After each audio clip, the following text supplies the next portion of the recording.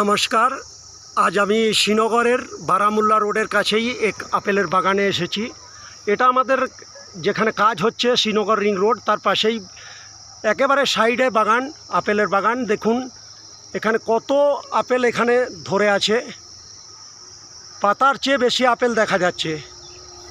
এটা হলো প্রজাতির নাম, এটা আমেরিকান একটু সাইজে ছোট হয়। এখনও এটা 10-15 দিন টাইম লাগবে তৈরি হতে। প্রচুর পরিমাণে ধরে আছে।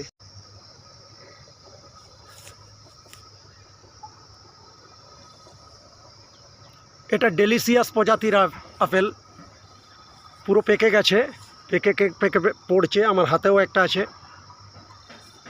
পাশের বাগান, সেখানেও একই প্রজাতির ডেলিশিয়াস।